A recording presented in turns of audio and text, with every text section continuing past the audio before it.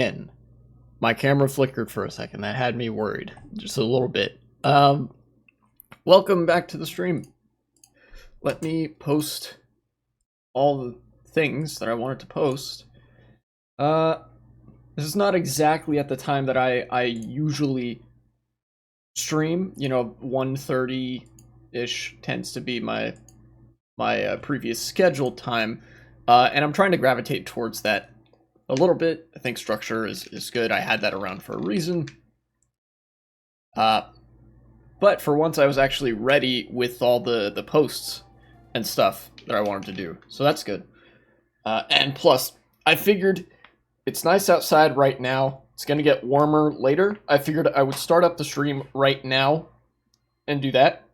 So that way, 2 hours, that puts me at about 2:30 instead of 3:30. So it's a little like an hour earlier.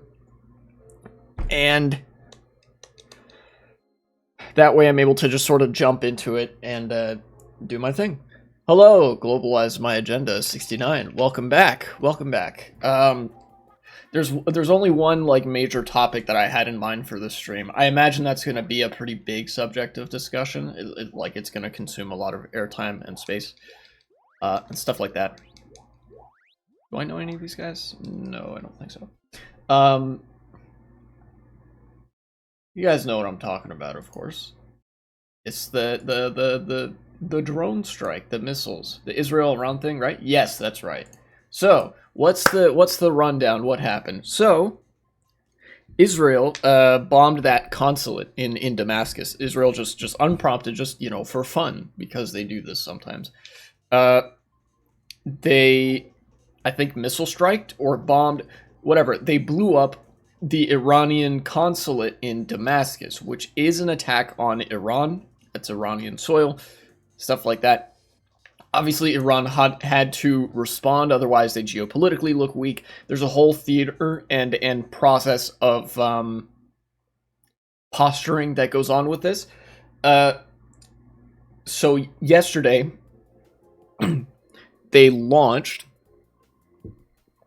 hundreds of drones and several dozen missiles at Israel. Some of them cruise missiles, some of them I think some of them ballistic missiles. I'm not entirely sure. Regardless, it wasn't that big of a volley, right? Like, a lot of the drones were very small drones. So they launched that. Thankfully, Israel has the Iron Dome, so they were able to intercept a lot of them. And only minimal damage and casualties were reported from Israel, which I think is good. You know, civilian casualties are bad. You know, Iran basically said, hey, you know, Israel, we're responding to your attack. You better watch yourself, because we would be, you know, we're done after this. So now it's on you to either not escalate things further or to do your own response thing. And then Israel so far hasn't responded to that. The news articles that I looked up just before starting said that Israel is still, like, weighing its response options and whatever, right? So all indications are, from where I stand on this, that Israel probably isn't going to do a like particularly real response to this Iranian counterattack. Despite all of the beating the war drums in the West that I've seen in like Western news outlets and stuff, this seems like a classic nothing ever happens victory. Nothing ever happens, bros. Eating good today. And you know, that's the situation. My phone just jump scared me. You get like an alert sound or something.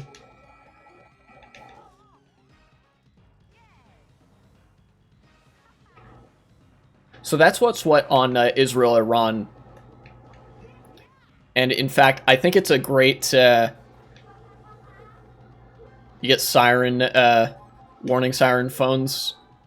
Oh, yeah. Like when it's like, oh, we have to test the emergency siren or whatever it is. Yeah, I get that sometimes. Not very often, but sometimes.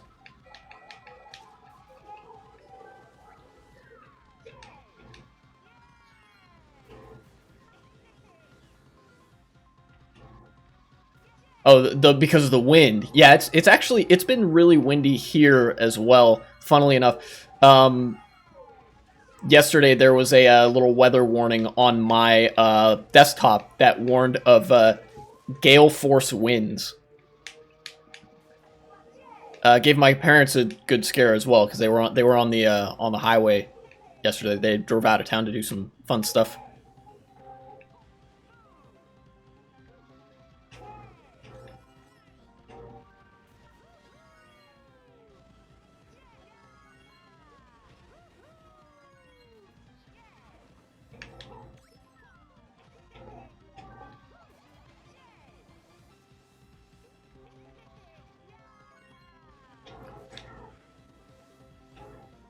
Give me a little bit, it's annoying. Yeah.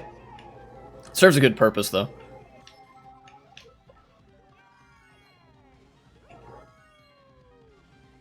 Alright, second place. Make my phone screech an annoying siren at full volume for some wind. Yeah. Yeah, I think the sirens are designed to be annoying, so you don't, like, they don't go unnoticed.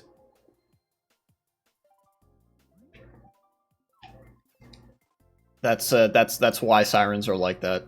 Otherwise, it wouldn't really be sirens. It would just be a notification sound.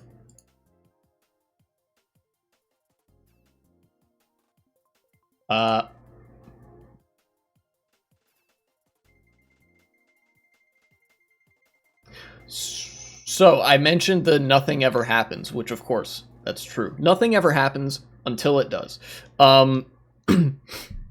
Where things are right now is that Israel is like weighing its response, supposedly.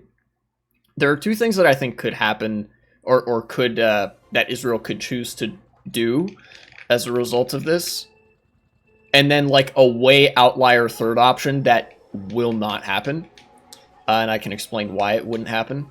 So option number one is Israel continues to like weigh its response, but ultimately doesn't do anything.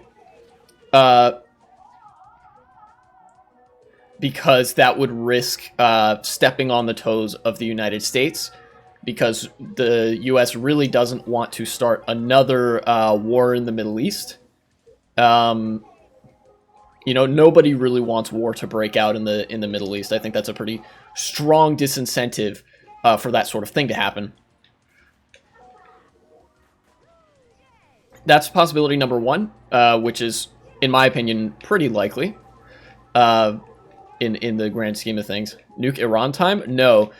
So, possibility number two is that Israel does some kind of response, quote unquote, but it's not really a response. You know, it's like a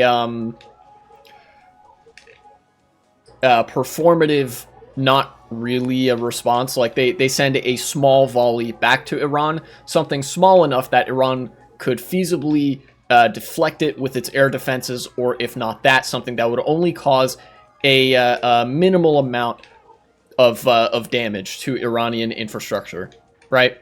Something that wouldn't be, like, basically wouldn't be big enough to provoke a war from the other country, because it's like it wouldn't really be worth responding to, and also something, you know, like small enough that it wouldn't require that big of a commitment of resources, which is kind of the pattern that Iran did with its with the thing that Iran did. Those, you know, the drones weren't very big, the missiles were not like, there weren't that many missiles as well, right? It wasn't the kind of thing where like the sheer volume and size of munitions like raised eyebrows as to like, oh shit, maybe they actually want to go to war, because they don't.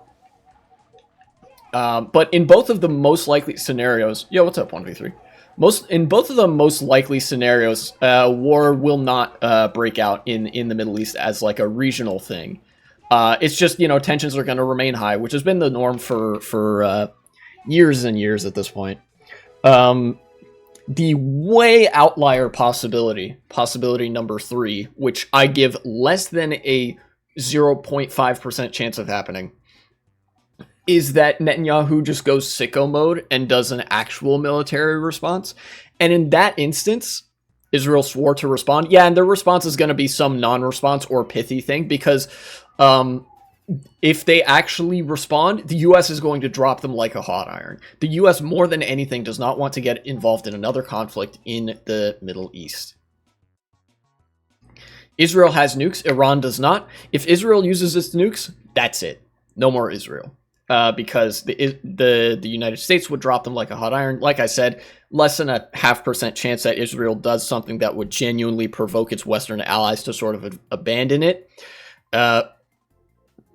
Because Netanyahu is absolutely insane, but even he understands that in order to do in order to, well, do his regular sort of helicoptering around geopolitically and to maintain the protection of the United States, he can't escalate things beyond a certain level. He can, do things like bit by bit or whatever.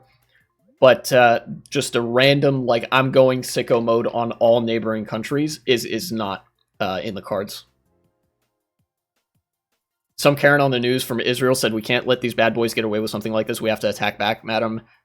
Don't you mean speak to their manager? Yeah, true. Yeah, and I should remind you as well, the part of the reason that Israel will not respond here is because the attack from Iran was not an attack, but rather a retaliatory strike. The inciting incident to that volley of drones and some missiles was that Israel literally blew up an Iranian consulate in Damascus, in Syria, which is a civilian building. It's not a military target.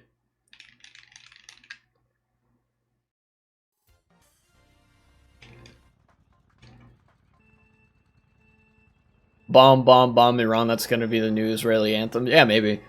I mean, that's kind of the only reason that Israel exists right now anyways, is just to be America's wedge against Iran. They were always our wedge in the Middle East, but, Iran's the enemy of the day right now, so that's why we have them.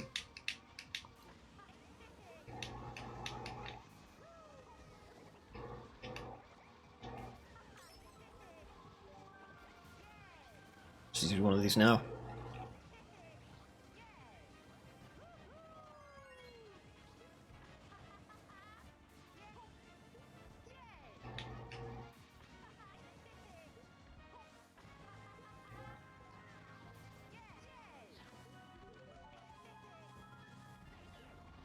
Nice try, Deceiver. This guy's lagging all over the place. He's probably in, like, Hawaii or somewhere.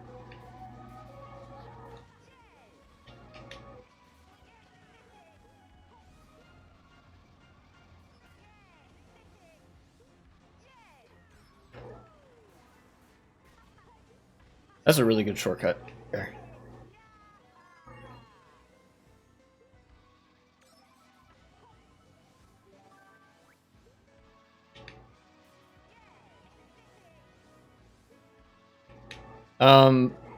Even as the situation was developing, like, I thought, even with some of the concern that I had, because yesterday there was a lot of journalistic, like, fog of war and stuff like that. Wartime reporting is very difficult.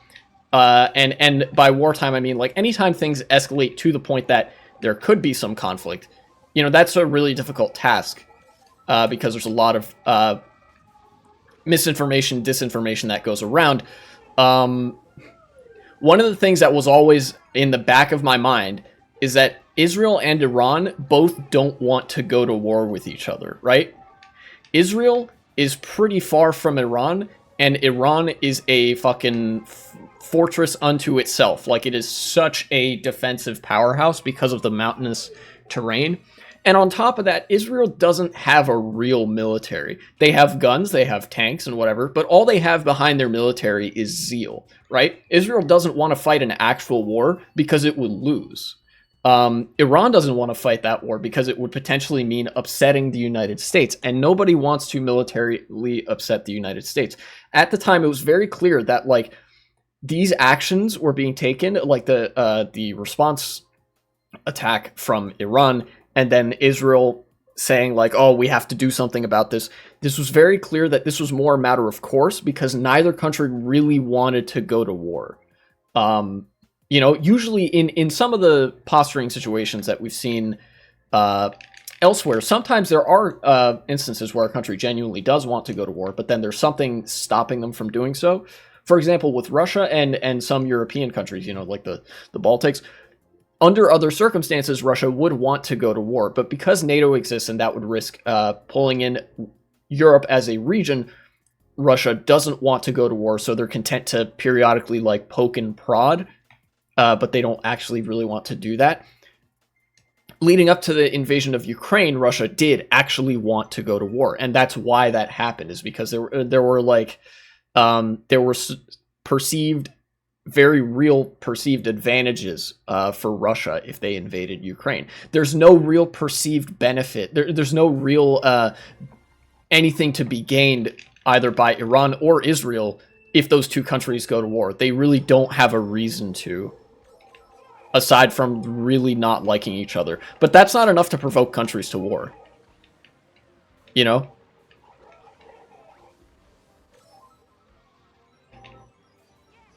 It's like Tom and Jerry, hear me out. Israel is Jerry, Iran is Tom, and USA is the big dog.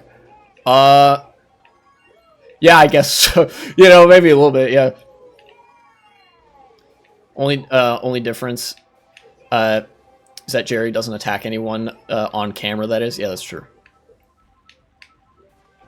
Russia will invade the Baltics and USA will go defend Serbia. I hope that's a shitpost, because if it's not, it's delusional.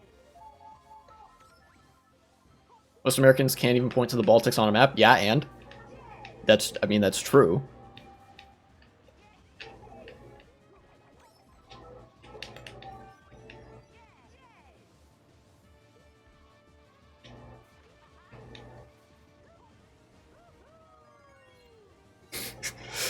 Trust me, Serbia is the last country that America would defend in Europe.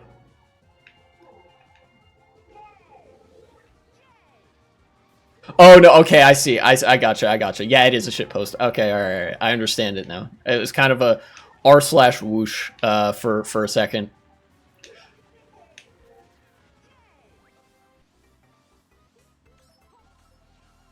Yo, what's up, Maverick? Yeah, they'll defend the wrong Baltics. That's true. That's true. They'd be like, the Baltics? You mean, like, Bulgaria? That's true.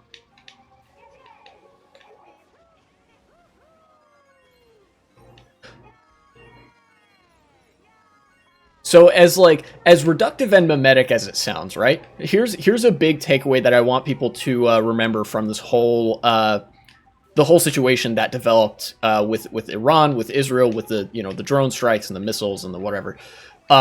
Every time some sort of military posturing or geopolitical posturing where the military could potentially get involved, anytime that happens, keep in the back of your mind, nothing ever happens until it does, which means basically countries have very, very strong incentives to not go to war with other countries in the region because it wouldn't be to either of their advantages. Even if they win, they would incur so much cost that it would be like a sunk cost fallacy kind of thing. You know, the United States went to war in Iraq and Afghanistan. We were there for more than 10 years, got all of jack shit done, lost a ton of money. It wasn't a good move for the United States. That's part of why nobody liked the fact that the U.S. was at war there, is because it was dumb. It didn't do anything. You know, it brought no benefit to the United States. It only fucked up those countries even harder. You know, to use the words of that French diplomat that I refer to on occasion, it was worse than a crime. It was a mistake. And that's the case for a lot of wars. You know, any war that risks pulling in more than one country that could be like relentlessly bullied around, like there's nothing. It's just not worth it. So that's the sort of logic behind nothing ever happens. And that logic holds up remarkably consistently. Trump thought he was in the Balkans when visiting Lithuania, I think. Yeah, to be fair, that's a mistake that I've made in the past because the word Balkan and Baltic sound a little bit similar. Both have the word ball, or the letters ball at the front of it. And me being a gay guy, of course, because as we know, all Westerners are gay. I think ball. And I'm like, yeah, it's the same thing, right?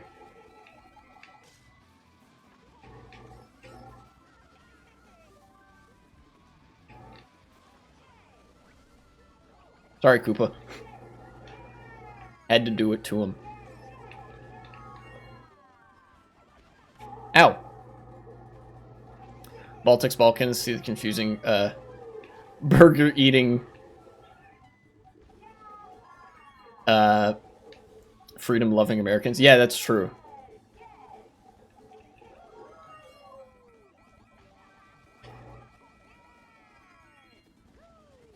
That's why they will defend Albania instead of Estonia. Well, to be fair, who doesn't want to defend Albania whenever anything happens, you know? Actually, everything is Albania.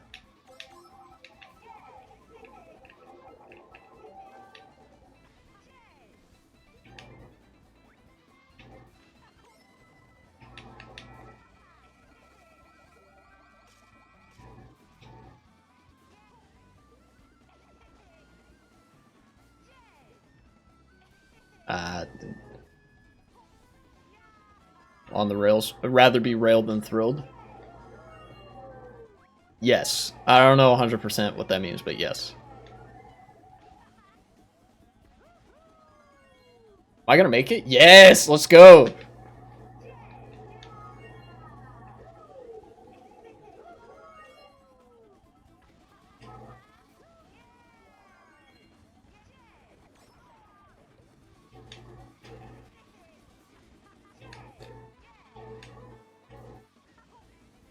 True, they gave the world so much. They really did. That's true.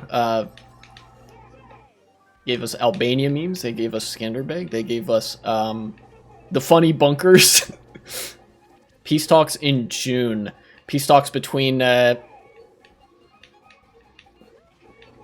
who? Like Israel and Palestinian leadership? Or oh, Ukraine. Yeah, okay. I did not see that. At least I don't think so. That could be good, I think.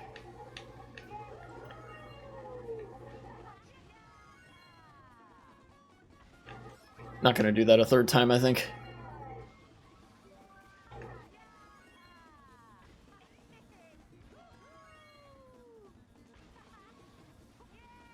We'll see if it amounts to anything. You know, my opinion on peace talks is that it usually doesn't mean all that much, you know?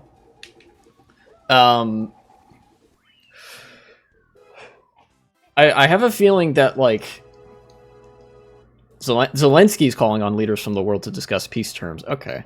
Yeah. This could amount to more than previous peace talks, but I don't think this would be the thing that brings a, like, peace treaty, necessarily. And, in fact, what I could probably see happening at this point... Hey, what's up, Jaime LaBouffe? What I could see happening at this point is that they start talking about, okay... You know, if Russia keeps the Donbass and keeps Crimea, but then Ukraine gets to retain the rest of its territory, then we would accept that. But you have to, like, pull all your forces out, things like that. That I could see being the new, like, status quo expectation for a peace treaty. But again, I don't think the peace talks in June will amount to that. Apparently Russia isn't even attending. Yeah, okay, so this isn't going to mean anything, really. Yippee, it's World War III. Ahem. Please consult the sign. Nothing ever happens. French, I think they are French. Right? Either that or Canadian French, which is worse. Welcome back. But no, it is not World War III. Nothing ever happens. Until it does, but until then, nothing ever happens. I'm French, very true. Spelled it with a W, so that's better. Yeah, I'm just wrapping up my thoughts on that. Not Quebec. Yeah, I gotcha. Crisis averted.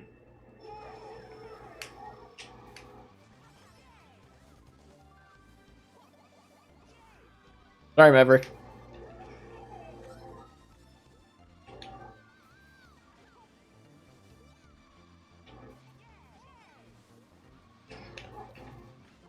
I will now attempt to front-run Mario Circuit 1. How well is this going to work out? Probably not at all.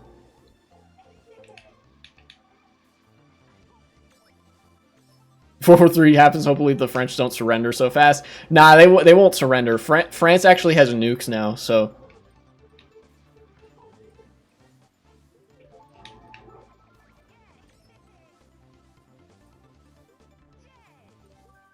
A lot of people who do that whole meme about France surrendering, a lot of times they don't realize how much of a flash in the pan Blitzkrieg warfare was. You know, the only reason that Germany was able to get away with the Blitzkrieg warfare for as long as it did is because there were a couple of like industrial breakthroughs and tactical breakthroughs that like they didn't really last, right? Like the Blitzkrieg warfare was so contingent on you winning quickly that if they stalled you out, like you would lose.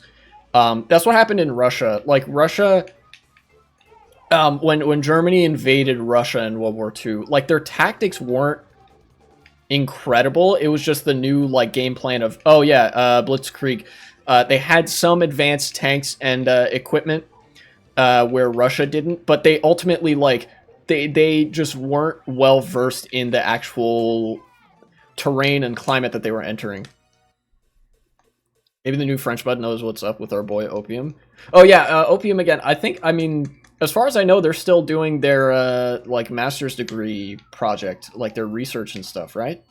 They'll go Napoleon mode on the Russians, invade them in wintertime, lose instantly. We surrender too, lol. Well, I mean, Lithuania is small, so that's a little bit of a different story. You know, it's very possible for a country to be small enough that they can just be kind of overwhelmed with resources and manpower relatively quickly. It's an unfortunate matter of warfare that, like, that is definitely a factor. But yeah.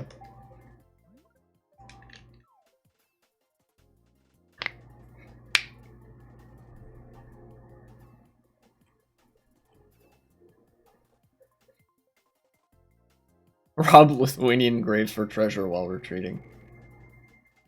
Many such cases. Good luck, Opium. Not that you'll see this probably. True. I'm wishing them good luck in spirit. I'm sure they'll get it done. All good and nice. They're a smart person. Who's Opium? This other chatter. Their tag is Opium again, like Opium _ again. They're another French chatter. Yeah, they're taking a break. They're off doing some research project or something. Heard Opium got sold to China. No, sad moment. Also big if true. Yeah, that's the lore. Been around 7 months now, actually. Yeah. If that's the case, then they'd probably be like a concurrent. Yeah, they are a concurrent.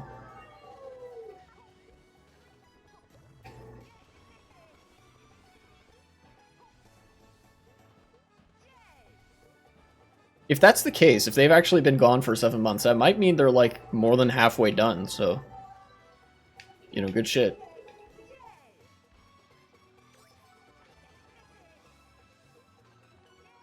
I'm driving really well today.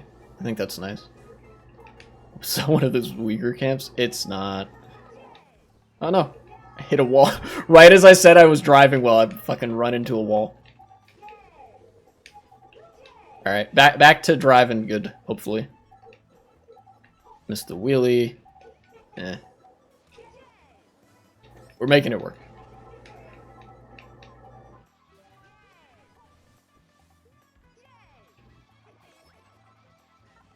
Okay. Nice. Good race, good race.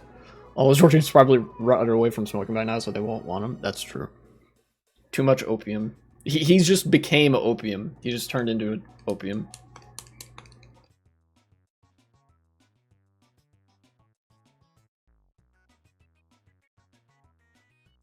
Let me actually check. Okay.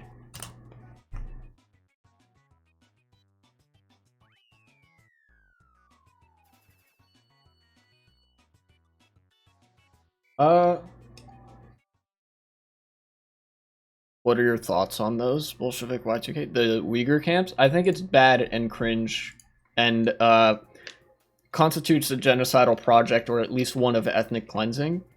Uh, it seems like things have sort of died down a little bit. I haven't been hearing as much about the Uyghur Muslims and the encampments in China and whatever that have been going on, or East Turkestan, wherever they're primarily building them. Right. So I hope things are okay on that front. But yeah, I don't know. Imprisoning religious and ethnic minorities, though, that's pretty bad.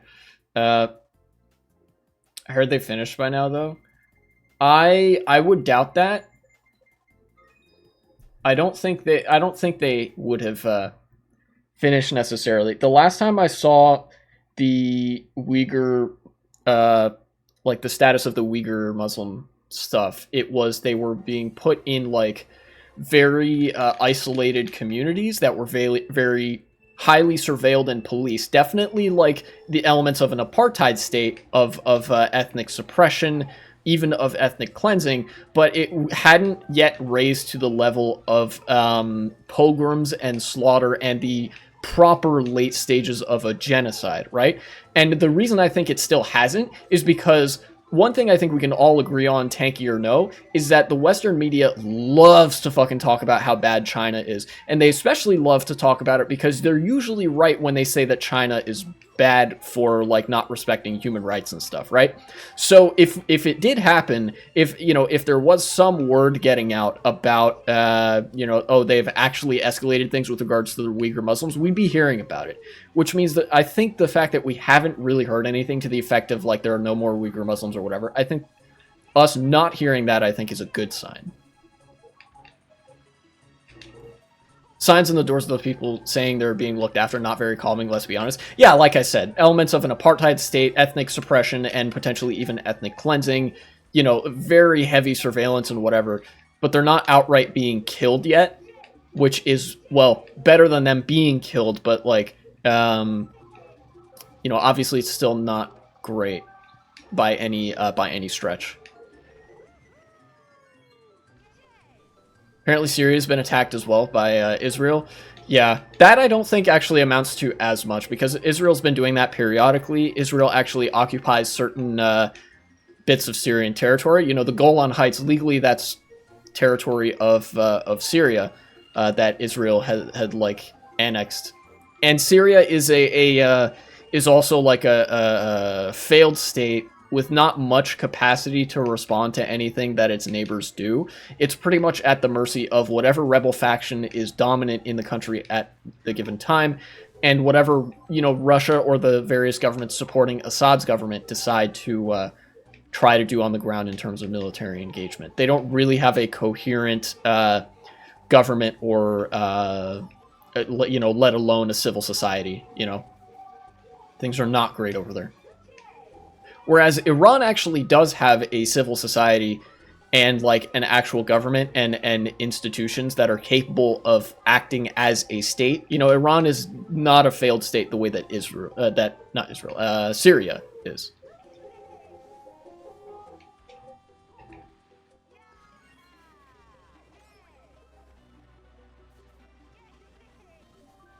Even if there's literally no building still standing there. Yeah. Yo, what's up? What's up, Maverick? It's been a nice 1v1, I guess. Yeah, I'm gonna leave, try to find another room. What is your opinion on Assad? Dumb, cringe, dictator, committed crimes against humanity, gassed his own people, etc., etc. Russia loves him, or rather the Russian government loves him because he's, beneficial to their interests. Yeah, that's my opinion on Assad. Pretty not good.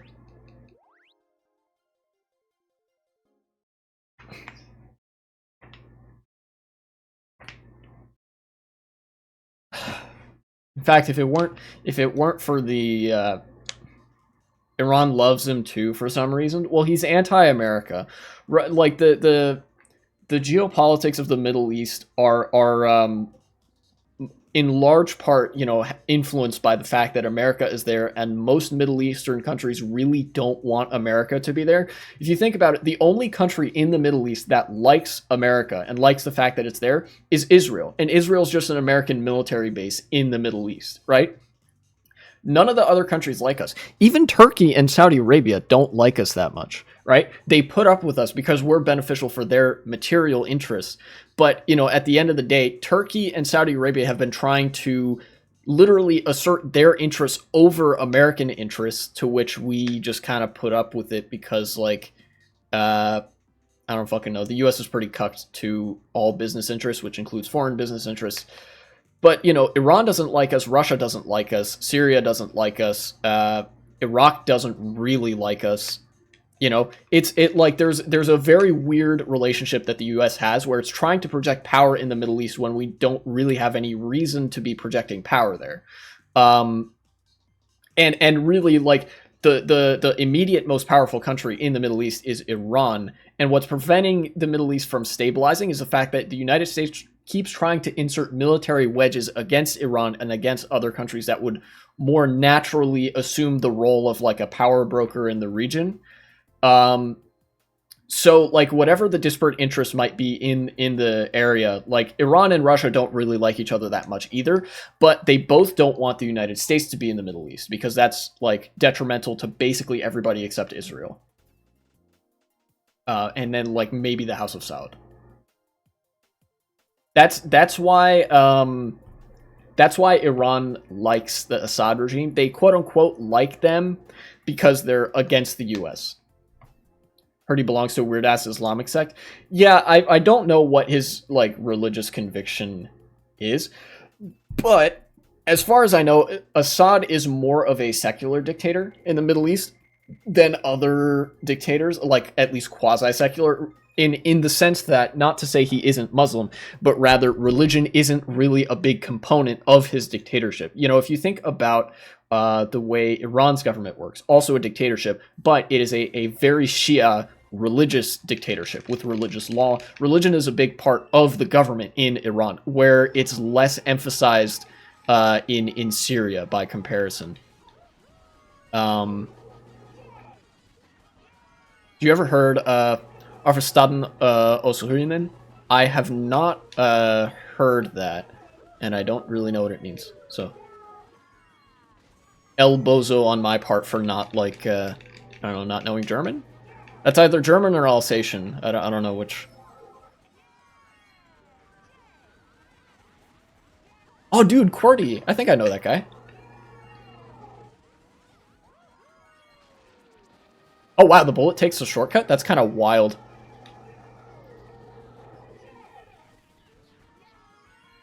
It's the DDR anthem. Dance Dance Revolution. Let's go. I know the DDR stands for a certain country, but I don't remember what the country is. Me and Deceiver both failed the POW dodge. Comrades in skill issue. Ow.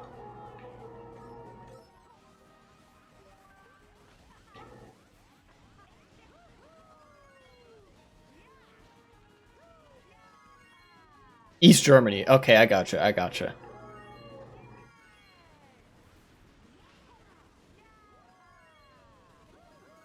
Yeah, no, I did not know that, actually. German Democratic Republic. Oh, yeah, Deutsche. The D is Deutsche, and then Democratic Republic. They probably have the... Yeah, no, I didn't know that.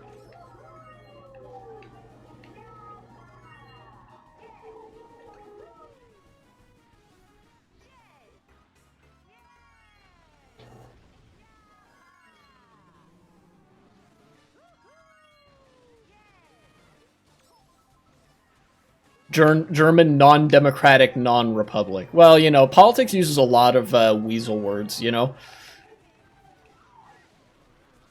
Oh, that was actually a really well-timed shock for me. And probably for everybody, because, POW canceled it out, kind of.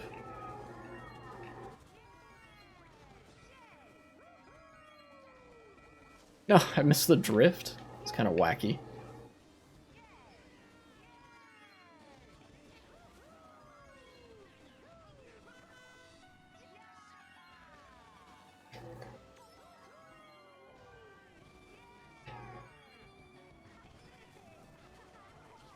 Ow! Dang. There are plenty of countries that are called, like, republic or whatever that aren't really democratic or whatever.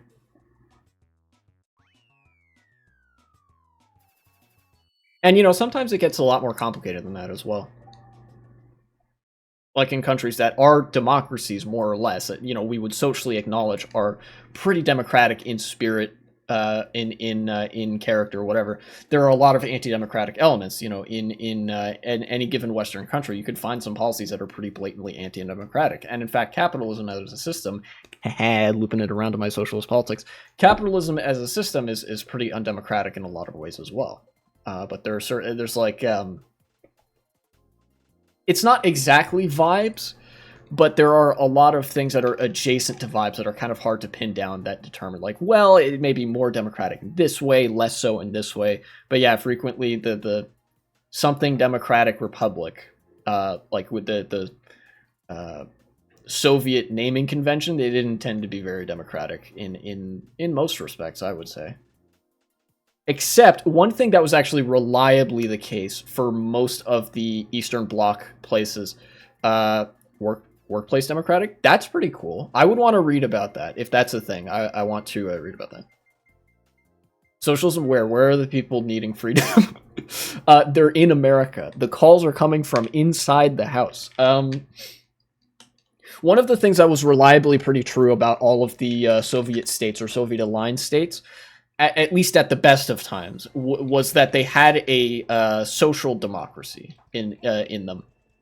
And I use social democracy as distinct from economic or civil democracy. You know, there's like the basic thing that we would recognize as a democracy, where you go and vote and elect your politicians, and there's actually a reasonable amount of choice in what ideologies represent you or get represented in government. That's something that I would consider to be civil democracy, like civic democracy.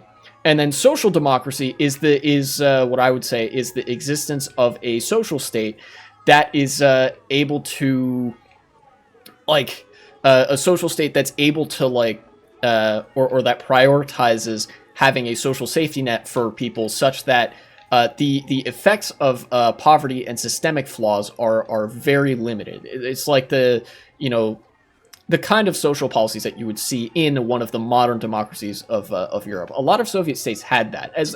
As not wealthy as they were, most of them had something like that, and some of them actually had some pretty damn good housing policy.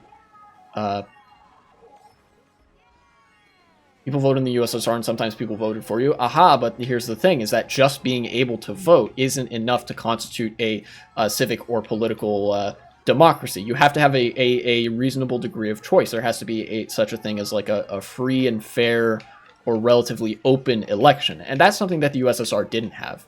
Most countries nowadays, even ones that aren't democracies, have voting and like relatively regular elections and stuff like that. Some of them even have universal suffrage. The real trick is that most of them don't have that much choice in who gets elected. You know, usually there will only be a couple of accepted parties that are very ideologically similar on the ballot. Sometimes it'll just be the one candidate or the one party and stuff like that. One thing I don't like about the East Bloc is very bureaucratic states. That's kind of inherent to all states, that they're very bureaucratic. I would say my biggest critique of the Eastern Bloc is that more than any other system that they may have claimed to adhere to, they resembled fascism more than anything. You know, they like very reminiscent of, ironically, what Hitler described as the Nazis' political platform of National Social Democracy and stuff like that. Very authoritarian structure, very hierarchical society. Private property was still a thing in most of the Soviet states and the Eastern Bloc states. The difference being that it was a lot of times state-owned, as in like owned by people within the party, as opposed to owned by private businesses that were not affiliated with the state. There wasn't really the degree of like decommodification or like democratic public ownership that you would expect from a like an economic democracy. Although, you know, like Jaime Leboeuf mentioned, there were some examples of actual democratic ownership, like the housing in some countries, some workplaces in East Germany, or I think the coal industry in the Soviet Union as well was like a pretty good example of one of the few areas where there was genuine worker ownership over production. Suppression of political debate and human rights violations too. Yeah, that's true. Like try to organize a worker strike in the USSR, for example. Yeah, and that's one of the big things that sells me on the fact that like a lot of these countries were still just a different kind of capitalist, is that workers were still one of the two distinct classes. You basically still had both forks of the dialectic. There wasn't a fundamental change in the dialectic between workers and capitalists. It was just now workers and state capitalists as opposed to workers and like private venture capitalists, you know? There was still a massive amount of suppression of workers' rights, free association a la independent trade unions and things like that. It was illegal not to work in the USSR, not to mention protest. Yeah, and in a you know, genuine like socialist society with strong civil societal foundations, you wouldn't have that. It would be perfectly legal not to work because work fucking sucks.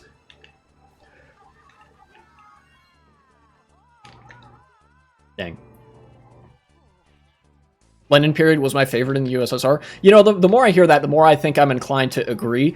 I've been critical of the NEP, was it like the new economic program or whatever it was, that Lenin was responsible for in the USSR. I still have my problems with it, but one of the biggest things that I think they did right in that time period, in the early USSR, was the heavy emphasis on workers' cooperatives, because that is a form of collective ownership. And, you know, the state investing and encouraging very heavily the prominence of those cooperatives is one of the ways that you can use a state as a tool to bring a society closer to socialism. Kill those anarchist base. Hey, now hold on, don't get carried away here, because most of those anarchists were actually going even beyond market socialism, and you know it's not good that Lenin killed them. Oh, I actually made it across. Nice.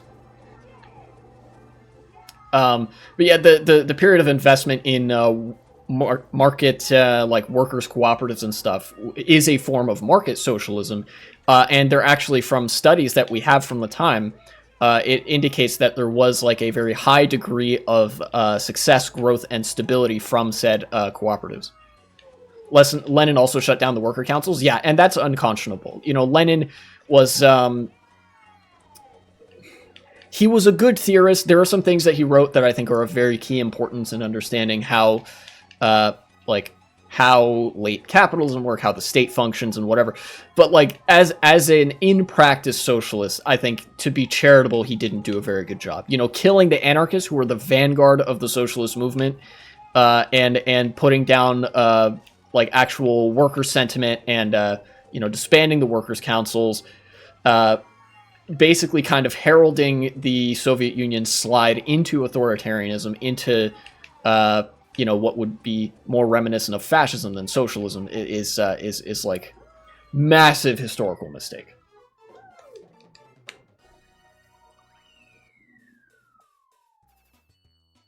To put it lightly.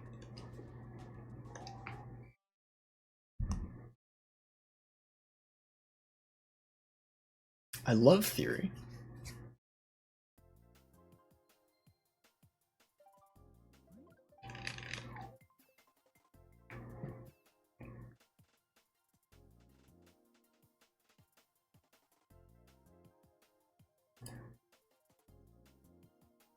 Here we go.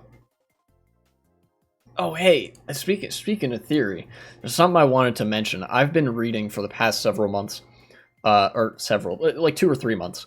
I've been reading Adam Smith's The Wealth of Nations, considered like Adam Smith considered to be kind of like the ideological godfather of capitalism, more or less. Him and a couple other people. What about Trotsky? That's a little bit more complicated. I'll get to that in a sec.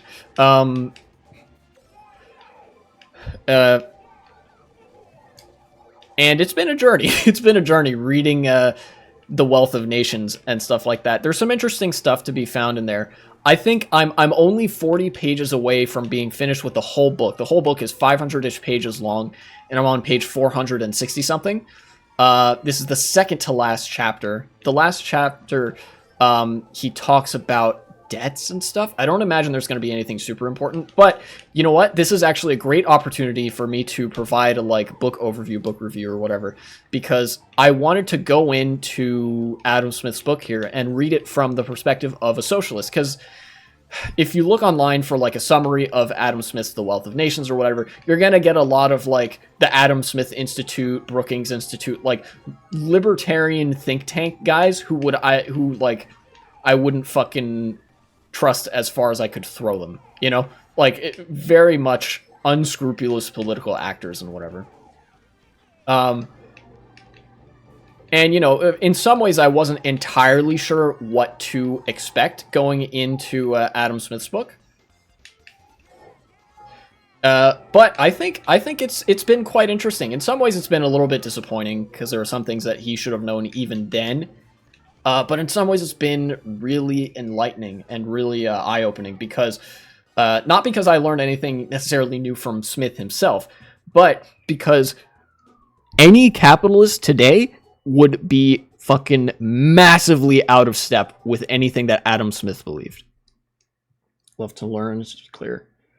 You know, mass murder communists, ignoring the name of this channel. Story behind the USSR. Yeah, the story behind the USSR is very interesting. It's a very... fascinating subject of education and whatever. Adam Smith, if I had to draw like a line from Adam Smith to today, right? Since Adam Smith is a political economist and whatnot, his book is fundamentally, it's about social democracy. What Adam Smith describes as the ideal way or like how you would theoretically set up a state to perform X, Y, or Z functions, or how an economy would work, and with which regulations would be favorable or not.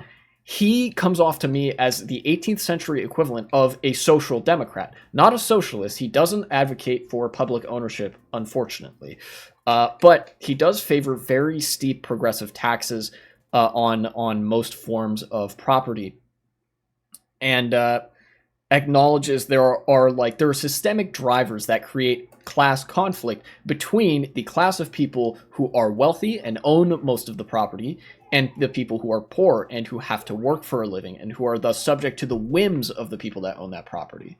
Those are like the high points of Adam Smith, is that there are actually some very Marxian things that he says. Things like the tendency of the rate of profit to fall once a market nears saturation. Things like the endless motive for corner cutting that a lot of business owners and manufacturers and planters, as he calls them, are wont to do. The outright parasitic nature of landlords and how they expect to get an income from doing nothing.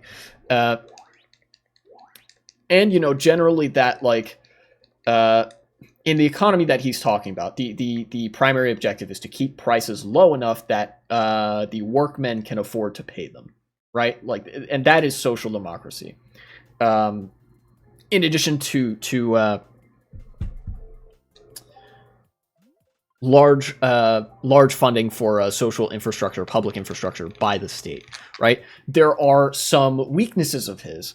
For example, the fact that he is dealing with 18th century economics means that he is very ill-suited and sort of incongruous with a 21st century lens of analysis. There are many points in the book where I have to remind myself, economic circumstances in the 18th century are fundamentally very different from economic circumstances nowadays. They are much more feudal seeming in their character, and the material conditions much more resemble feudalism than modern market capitalism. And that plays into his analysis, because a lot of his disdain for landlords comes from the disdain of feudal lords, which were the previous ruling class, and a lot of the talk about manufacturers and farmers as workers come from the days when business people weren't yet a well-developed class of people who were able to idly sit on their wealth, right? Like, it's an earlier time with earlier circumstances.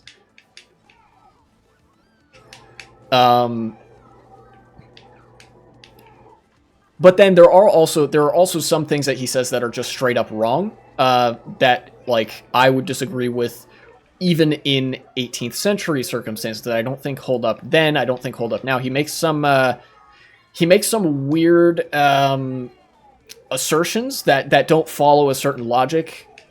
Like the some of the logic he uses is kind of flawed. Need to become a landlord.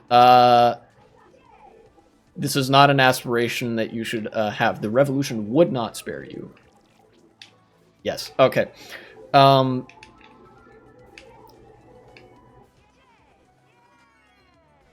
But ultimately, if I had to like deliver a verdict, on Adam Smith's book, is it worth a read or no?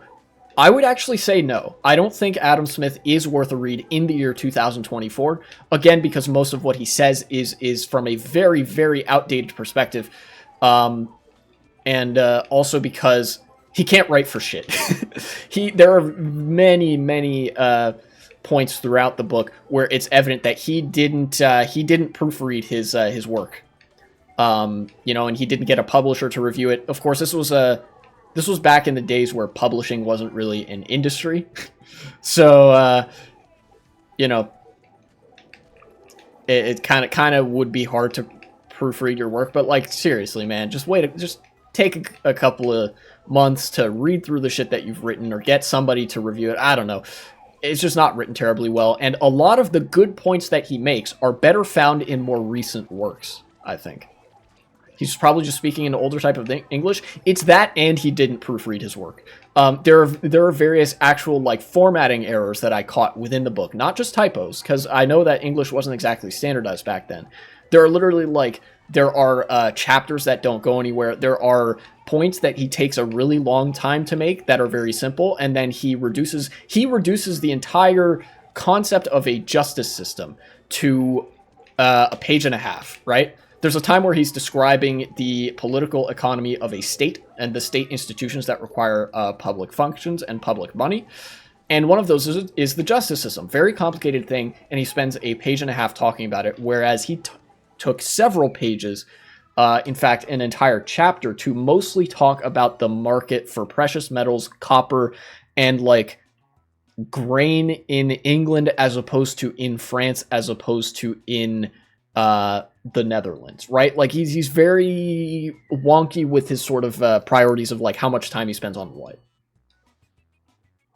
So ultimately, read more recent stuff. I think that's more important. Anyways, now that I've talked about Adam Smith, now that I've talked about my thoughts on Adam Smith's The Wealth of Nations and how, funnily enough, it actually agrees more with me than it does with other like libertarians and capitalists, I can now talk about what Jaime LeBouf mentioned. There's a couple of messages I forwore. So what about Trotsky? Trotsky is a little bit, well, he's a wacky guy. I don't think... My ears went up immediately when he said Netherlands, like a puppy hearing his owner ask if he want to go outside. Damn. Yeah, Adam Smith does talk about the Netherlands, because the Netherlands had one of the most well-developed market economies at the time. There was a lot less of a feudal presence in the Netherlands in 1776 than there was in Britain or France. Damn right we do. Yeah. Leon Trotsky, I don't have that high of an opinion of, right? I think his idea of a degenerated worker state could have some value if you squint at it, look the right way. I haven't read a lot of really any of Trotsky's stuff, or even read like a critique of his stuff, so I'm not entirely well versed in that. Yeah, tulip futures, rose futures, and stuff. But, ultimately my view of him is that he's also, like, kind of an edgy social democrat in some ways, a little bit like Lenin was. And I definitely don't trust Trotsky as nowadays, because there's a little refrain that I sometimes go to with the difference between Stalinists and Trotskyists, or people who call themselves MLs who are really Stalinists, because there are some things that Stalin and Lenin had some pretty big disagreements on. Stalinists want to kill Jews, and Trotskyists want to kill everybody. For that reason, I trust a Trotskyist more than a Stalinist, because they are less likely to have as an end game a specific project of genocide, and they're more likely to be equally insane across the board with certain things. But at the same time, I don't give them too much regard.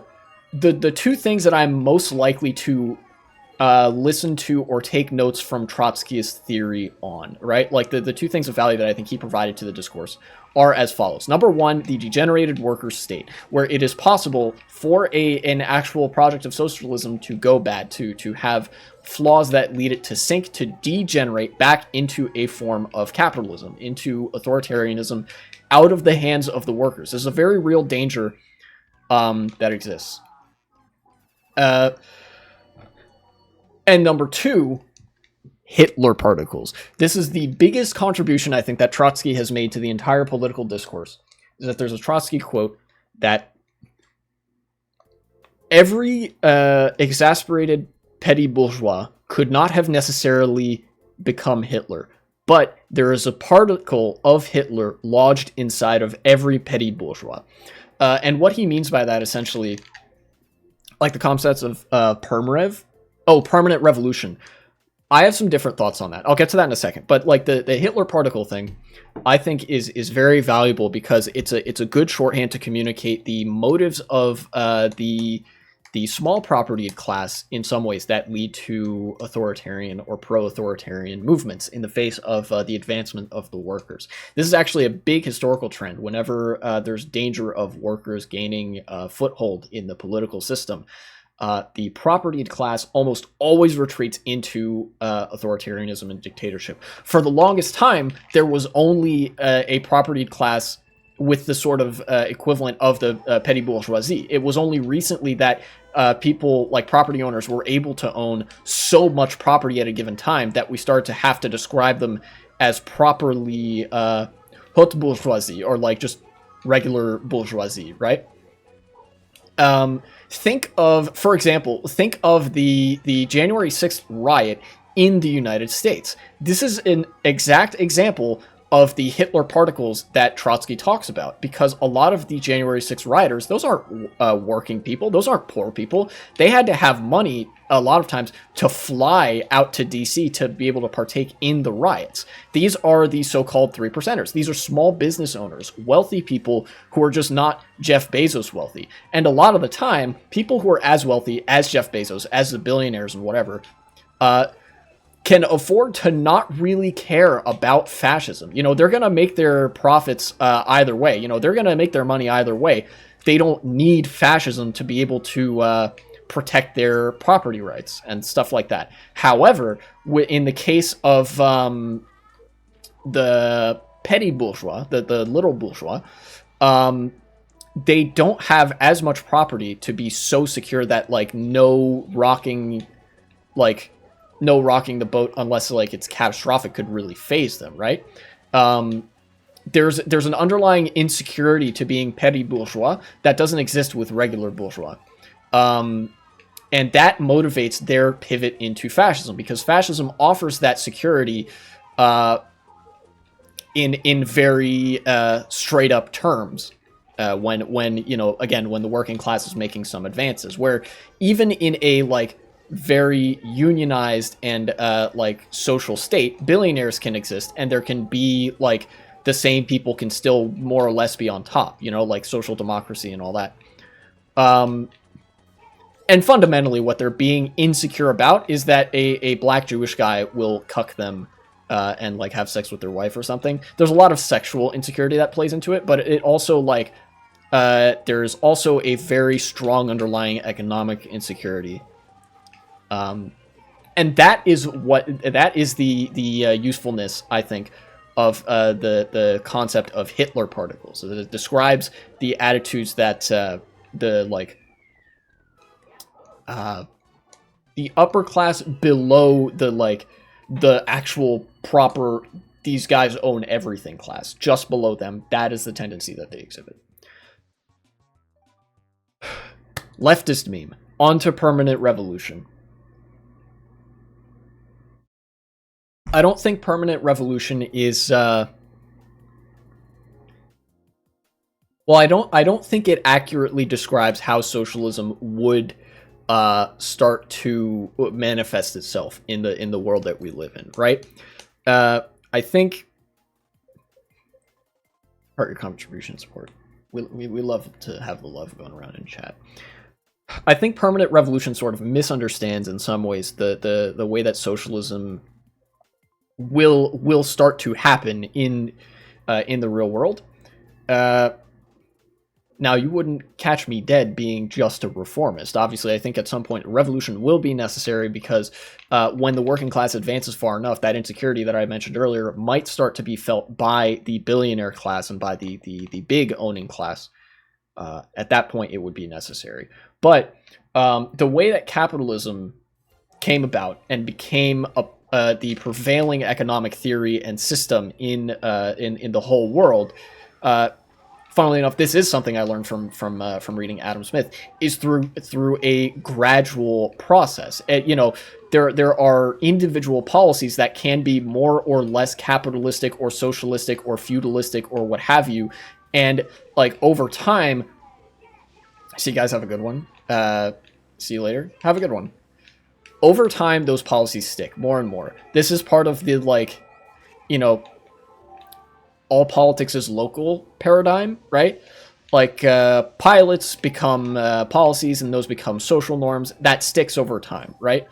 And especially nowadays with such widespread, with the ability to spread information far and wide so easily,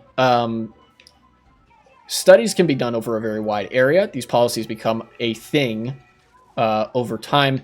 And then that is one additional nail in the grid that has established itself. And it, like, when you have enough of those, then you have like a new system. That's kind of how capitalism arose, is that there was more and more room created in feudalist systems for markets, for merchants to do their thing and whatever, and for a capitalist class to come to the forefront of politics, and for that to become the new paradigm of property ownership. Like feudal property is still a thing, but it's not the main form of property. Now it's market capitalist property, and that was a very slow thing that happened over a very long period of time. The same thing, I think, is going to happen with socialism. In fact, in some ways, that has already been happening. There are certain individual policies pertaining to, medicine, housing, whatever. Single-payer insurance or single-payer healthcare is one such policy that gets us ever so slightly closer to that. Because it is a step towards the decommodification of medicine, of healthcare, and things like that. Same thing with the so-called housing first approach, which they have taken in Finland. That is something that I believe goes a long way towards the decommodification of housing. It is one step. And the point I'm trying to get at is that by entrenching these policies so thoroughly that they become the norm, such that it is unthinkable that life would ever be otherwise, that renders the concept of permanent revolution unnecessary, right? Because eventually you would have enough of these policies would be normalized. For example, workers on the board of a company, workers owning a company, or anything like that. Common land ownership, profit sharing, housing first, decommodified housing, decommodified medicine, gradually stripping away the role of the police, and things like that. Eventually there would be this weird dissonance, right? Where you would have a lot of these policies starting to be very normalized and feel very normal, but you would still have this weird, like, assertion of the old property relations where you have the capitalists on top and then the workers down here, and there would still be sort of the policy drive from the top to revert those policy changes, even though they are now perceived as normal. That's where you get that, like, I know how to solve the funding of the police. Simply don't. That's how you do it. Enough of those contradictions will come to bear that eventually that's when revolution comes necessary. And the point of a revolution is that it's only necessary the one time for that kind of system to be implemented, right? You know, ironically enough, I think in some ways the Russian Revolution happened a little bit early. You know, the anarchists were sort of carrying that effort on their back, and the new economic program from Lenin did a lot of work to sort of entrench some of the ideals of the revolution in these more normalized policies. But ultimately, there's like a certain degree of civil society and like egalitarian and socialized civil society that has to exist before you can like sort of properly get rid of the old property relations, because it has to be in some sense decoupled from how you perceive normal life as being, right? Replace them with the army, no one will complain about the police then. I hate to break it to you, but that's what we did in the United States, and that's why the police suck so much. The police in the United States are basically a second military. Bye, comrades. Bye, Jaime LaBouffe. I hope you enjoyed the stream. Hopefully, been some food for thought, I guess. Have a good one.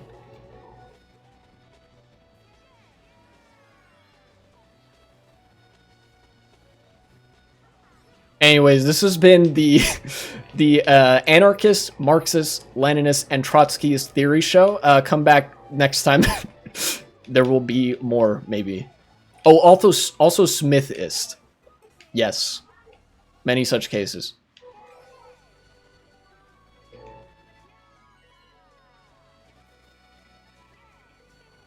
Logic is just that people won't be there to complain to the army.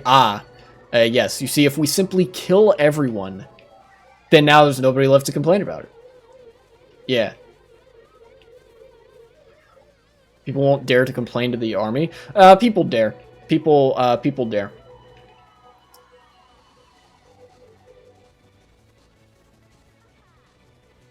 Yeah, perfect solution.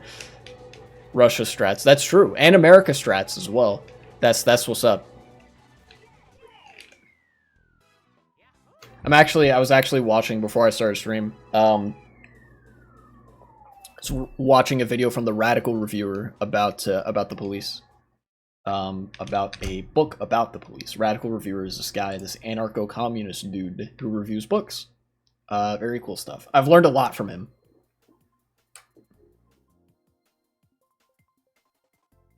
Not just about like the books themselves, but almost about like a certain prevailing logic or underlying trends that keep being harped upon by each of these books, and like where they do or don't align with the incentives of the material world to such an extent that I'm almost able to sort of predict what will be like a problem in the book. I actually feel like I'm getting smarter by watching those book reviews, by reading stuff on my own.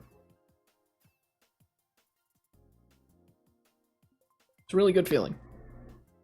But holy hell, am I ready to be done with Adam Smith, because that book has, in some ways, it has also made me dumber. I have lost brain cells attempting to read English that was written 250 years ago.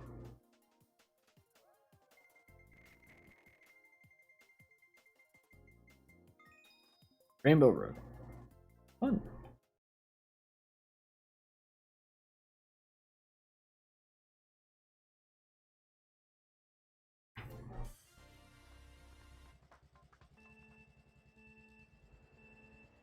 I wonder what the 3 C's will do about Ukraine. The 3 C's?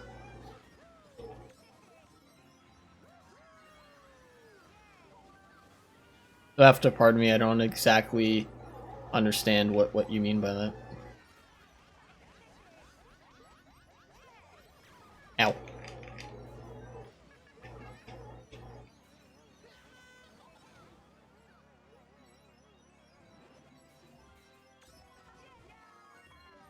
Okay. Use this here. As good a place as any.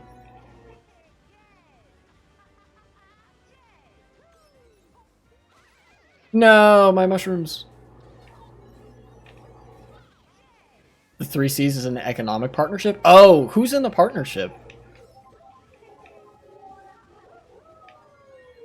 Well, if it's an economic partnership, I don't think they'll join.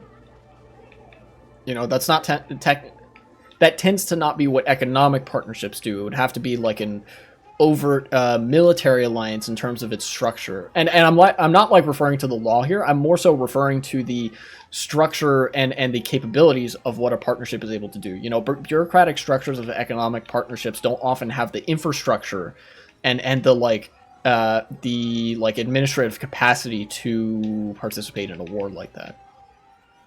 Oh, pretty much all countries in the east of the EU, they may help to rebuild Ukraine. Yeah, they probably will, and that would be good. That'd be great if they decided to take part in that.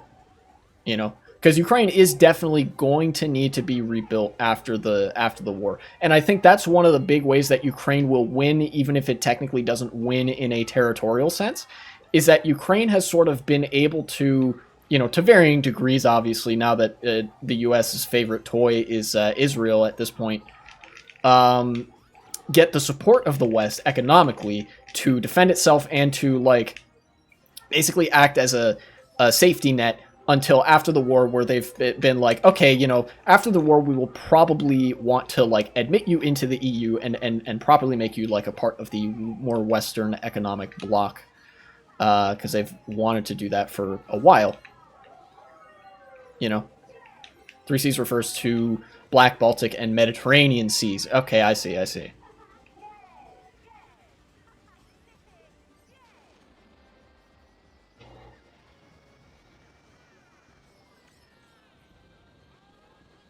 Oh, wow. That bullet took me quite a while. Ow. No! Fucking bump me off, assholes. Okay. Yeah, no, I wouldn't be surprised if the Eastern European countries decided, like, to partake in a joint venture economically to rebuild Ukraine. Zelensky participated in the 3 Seas Summit in Vilnius, so they'll probably do something for Ukraine. Yeah, that makes sense. You know, I think I've said this another time, but, like, it benefits, it really does benefit every country that has ties with Ukraine, for Ukraine to be a strong economic country. In fact, it benefits everybody in the world, because Ukraine is one of the biggest bread baskets, like literal bread baskets. They grow a lot of grain.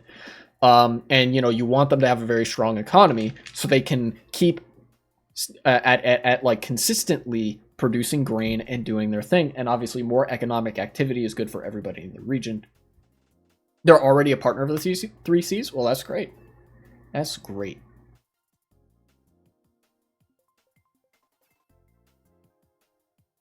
That's good for them.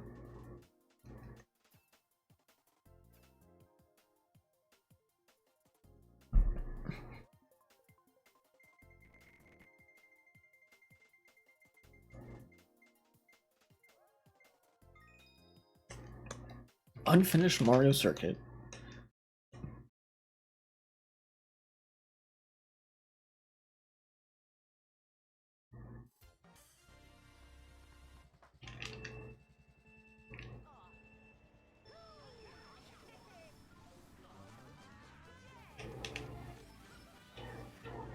No, I don't have an item. Okay.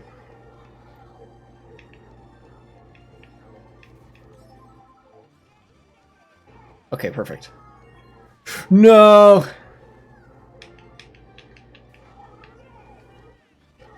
No! Fucking... He wasn't even mushrooming. How did he bump me like that? Anyways, there are some people that I recognize in this room, so this is nice.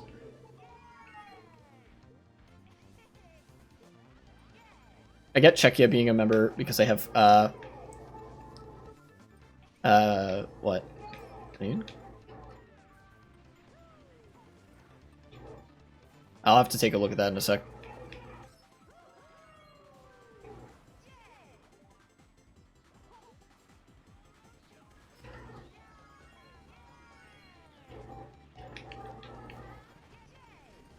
Czechia being a member because they have cleaning, but I don't know why Austria is a member. They don't have a coast. Czechia?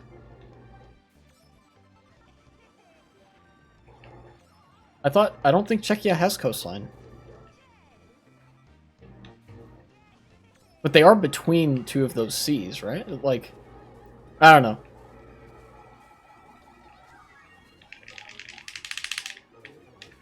Kaliningrad has coastline. Kaliningrad is Russia. Right? Unless Czechia has like a tiny port town in Kaliningrad. Czechia.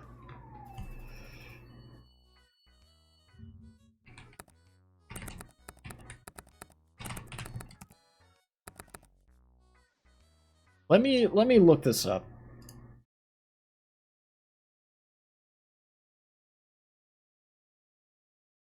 Really? Kralovec region. Kralovec region is an internet meme consisting of a satirical annexation of Russia's Kaliningrad Oblast by the Czech Republic. Haha, very funny. Here, let me actually look at the 3C's partnership. What is the... No, I want to see a map of the member states. Ah, here we go. Okay, yeah. No, you know what? Yeah, I think that makes sense. I think it makes sense that Austria is in that group. It's about this. There's like a kind of a shape. Yeah, that makes sense. Okay. I mean, Slovakia and Hungary are members, and they don't have coastline. Curious.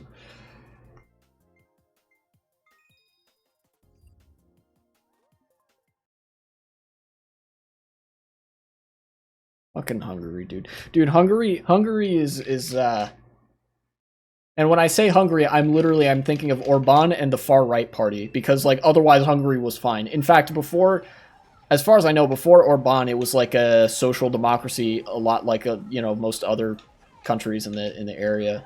Like, obviously it had problems, but what country doesn't, right? Orban has just made shit worse for everybody unnecessarily. Because they're in that triangle. Yeah, okay. And that makes sense to me.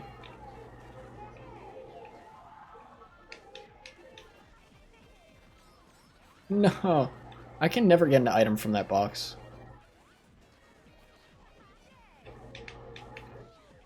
Oh, dude, he's on the spear? Let's fucking go. Orban fixed the gay, though. You don't want to fix the gay. You want everybody to be gay. Fix the gay. Honestly. That kind of worked, like a little bit. Oh, finally I got that box. Okay. Ruined everything, but no more gay. Republicans would love him. They do love him. They've literally had him over to the United States for like conferences and stuff. Like for Turning Point USA, Orban attended one of those. CPAC, that's what it is. There was like a CPAC conservative conference in like one in Hungary, and then there were some in America that he attended. Republicans love that guy.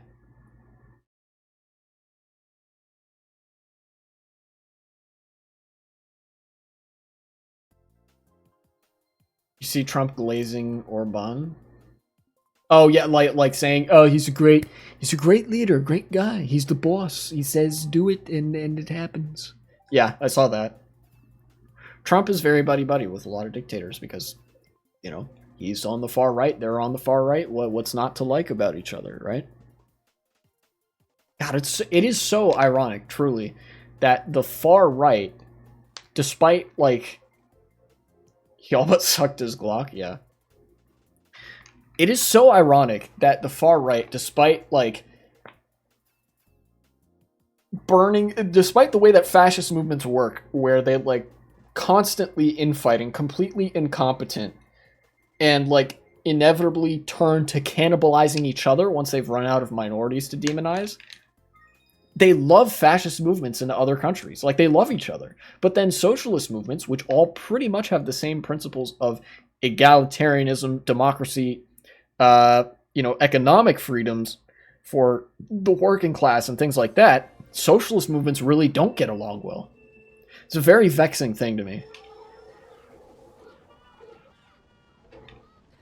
Although I'm sure a lot of it could be attributed to the fact that, like, socialist movements are not funded by, like, very wealthy interests and thus don't have that, like, really well-coordinated aspect about them.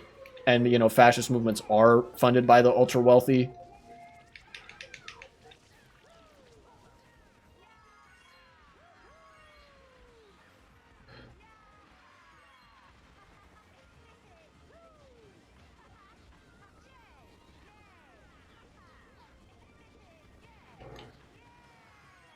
Oh, wow. That's a really good golden mushroom.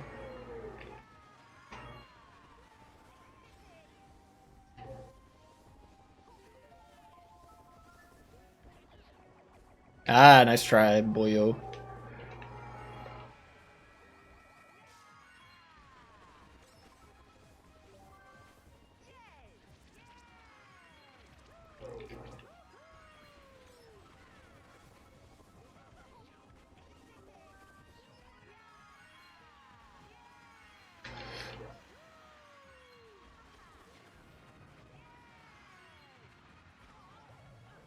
Oh my god!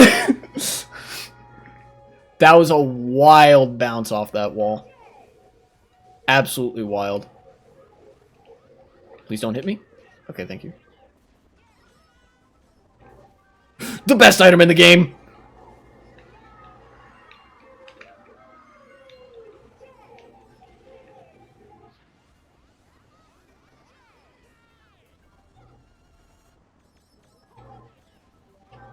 A green shell.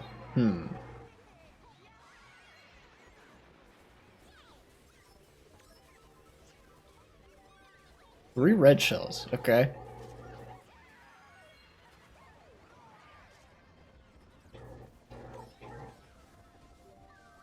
This is a really intense race. I'm kind of surprised that it's turned out this way.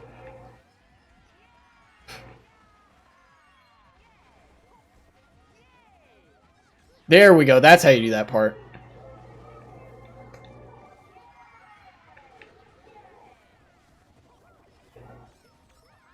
Oh, got him! Ha! A mushroom.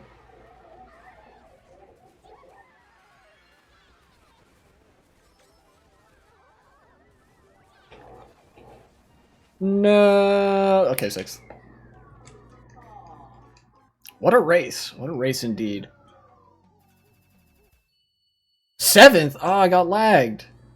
Dang.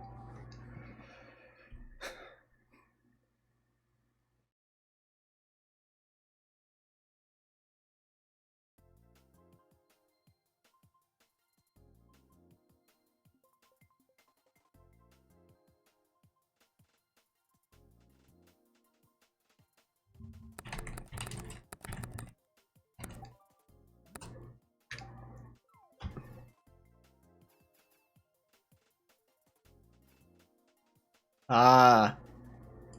Here's one last news item to cap it off. You mentioned Trump, and I'm glad you did, because that reminded me of this.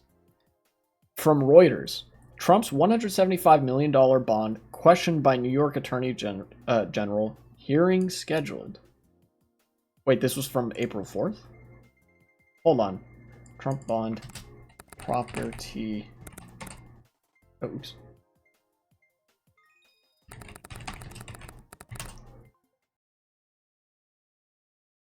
Oh no, I might not be able to find it in time. Okay. I'll just go from memory, and I'll try to find a news article later. Although I don't think I'm going to make this into a segment. So, Trump committed fraud in many such cases. And so he was convicted of it, and the court ordered him to pay a $460 million bond as a penalty, right? But here's the thing, is that, you know, Trump couldn't come up with that right away. Most people can't, but in Trump's case, it was also, like, a factor of he might not even have that much value to his name, which is pretty significant. But apart from that, you know, Trump was like, it's okay, I'm good for it. I'll just, you know, leverage my properties, except he can't do that. And so it looked like the court was going to have to start seizing his assets to get payment on this bond.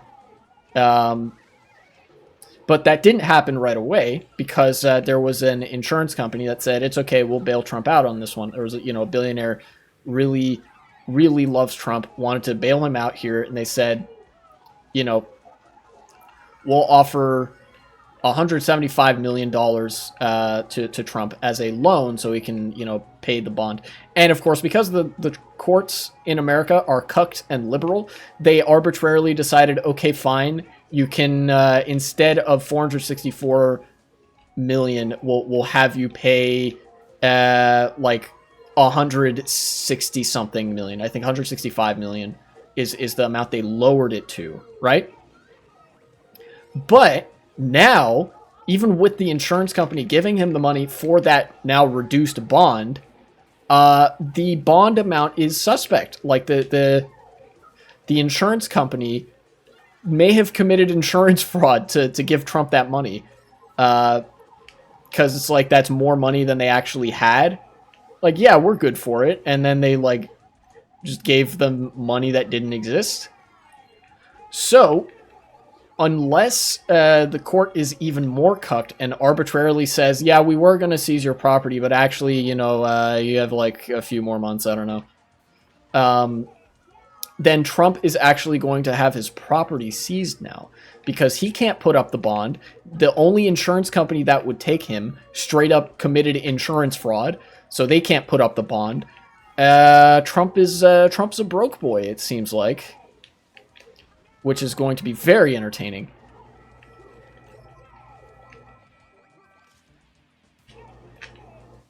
And I think the deadline they gave for this, the deadline they gave was Monday. That's tomorrow, Monday.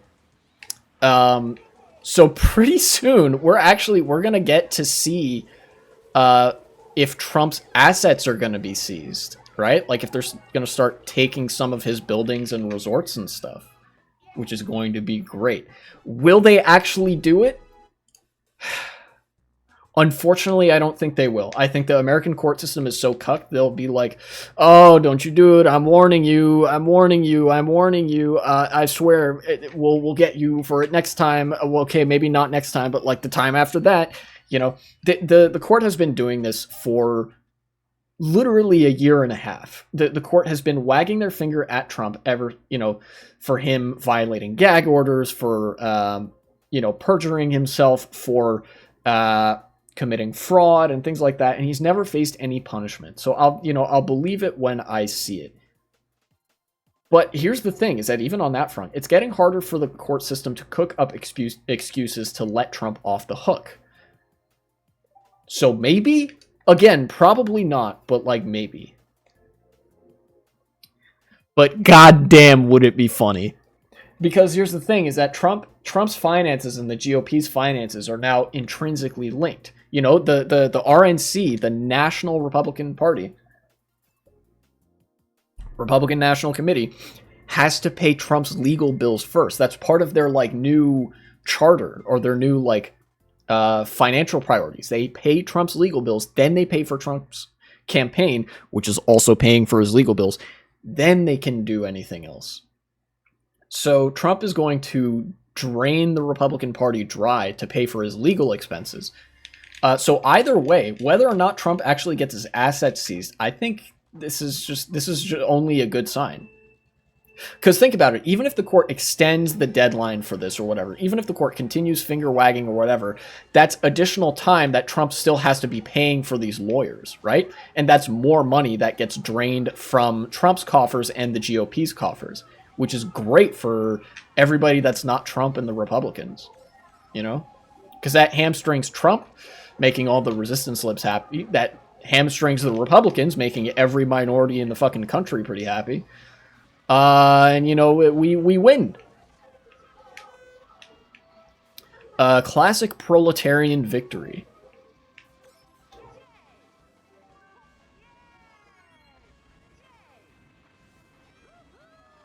I'm gonna chain this. Yeah.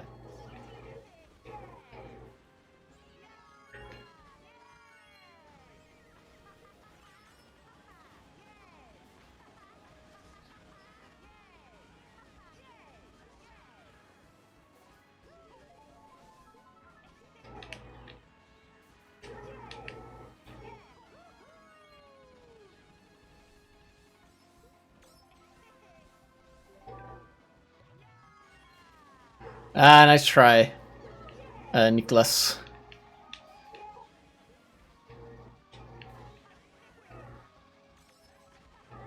No, I fucked up. Hit the wall.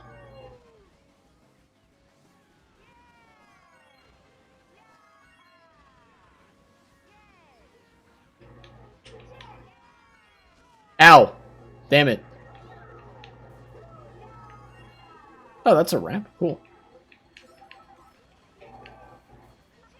Oh, I know where I want to use this, I think.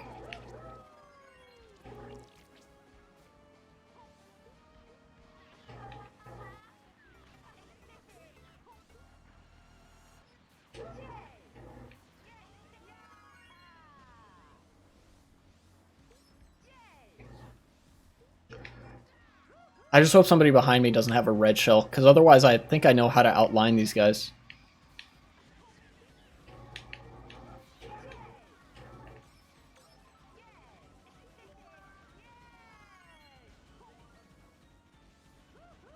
You do this. Right?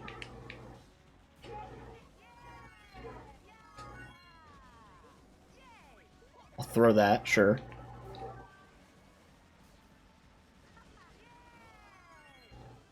Okay, well I didn't outline first, because I was a while off, but second's pretty good. Nice! Whew. Here, hold on. Bond payment.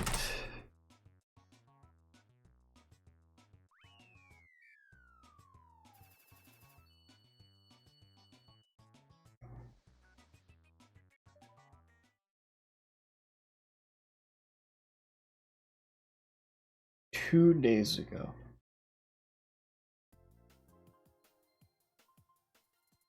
Ah, yes, from New Republic. Shady company backing Trump's bond may never actually pay up.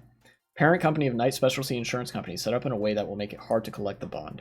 Yeah, so basically, okay, 175 million, not 165 million.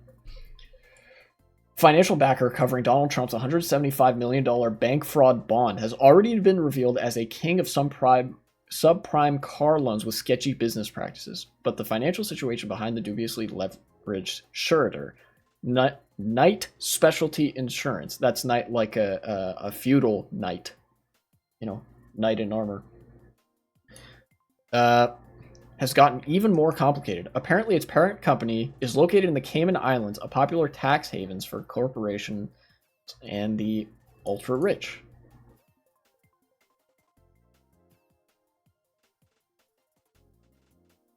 In a court filing last week, Knight revealed that its liquid assets don't meet the needs of Trump's already minimized bond. According to a financial assessment, the company, owned by billionaire Don Hankey, had just $138 million in surplus. So they offered Trump more money than they actually have. Knight would therefore need to spend 127% of its reserves in order to cover Trump's bond, far more than the 10% of state-regulated suretor surplus that's allowed by New York law. So basically, the law in New York says if you're an insurance company, you can't offer somebody a bond that's worth more than 10% of all the money that you have, right? Yeah, Knight can take a loan.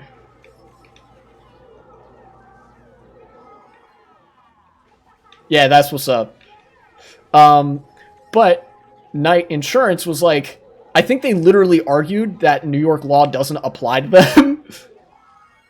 But they were like, nah, this law doesn't apply to us actually, so it's fine for us to, instead of just 10%, offer a loan that's worth 120% of all the shit that we own.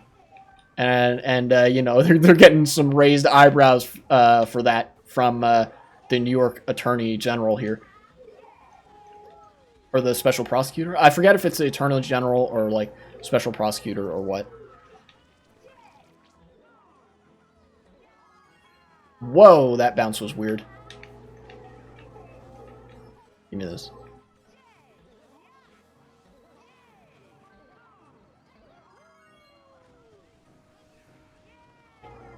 Yeah, when you take a loan to pay the loan that you took to pay a loan that you took to pay a loan that you took to pay a loan that you took to, etc., etc. Oh, give me that.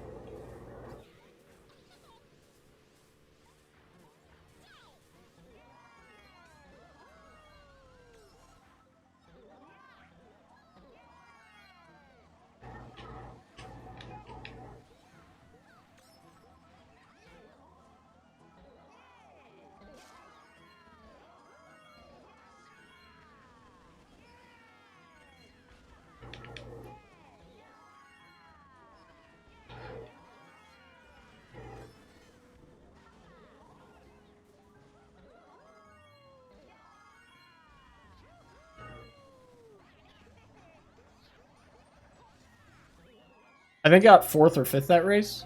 I don't know.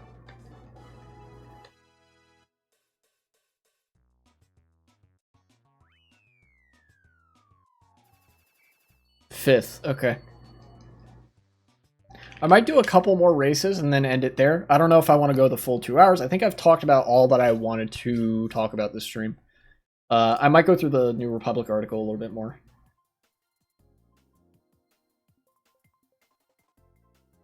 Oof. Here, look. Trump and his co-defendants still owe more than $464 million in the case. So they do eventually have to pay the $464 million. They just, like, up front, they only have to pay $175 million.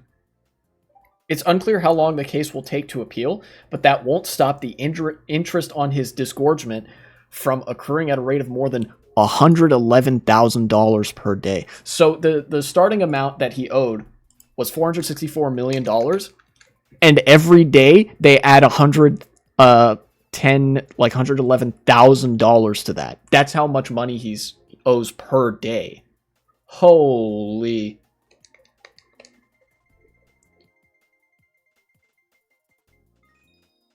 Halogen Highway. The brokest boy.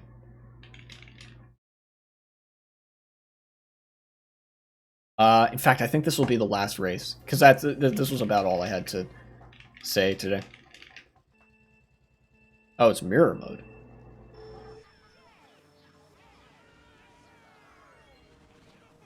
No! God damn it. I hate getting wheelie bumped right off the bat, because this is such a front run heavy track.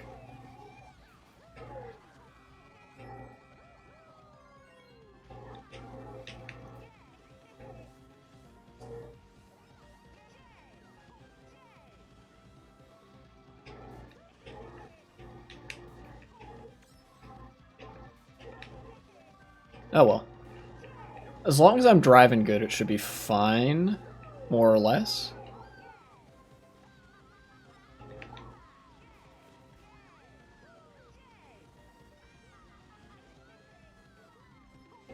I'm going to use this here.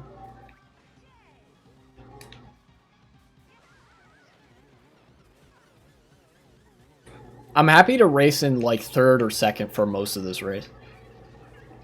EU will discuss the attacks on Israel soon, apparently.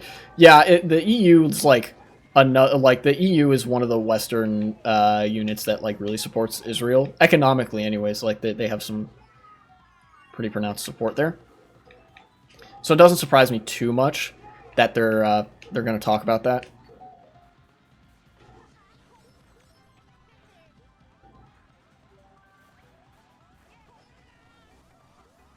Better watch it, buddy. That thing.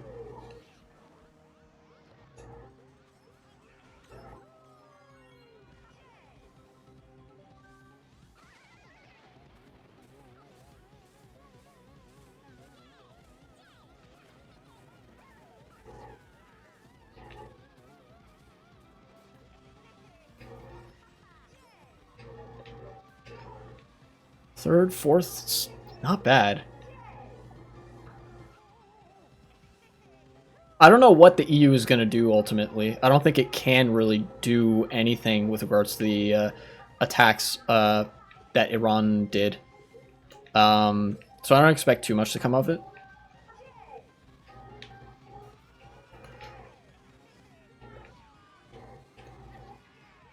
Oh shit, I can't believe I got out of all that, like, okay on the other side.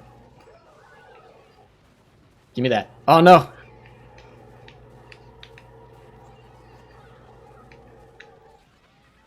No! I didn't trick? Damn. I swear I spammed the trick button. Oh, 3rd place? Maybe? Okay, 3rd place. Whew. What a race. What a race indeed. Mirror mode, it always ends up being so goofy. Okay. I'm gonna quit the game now. Whew.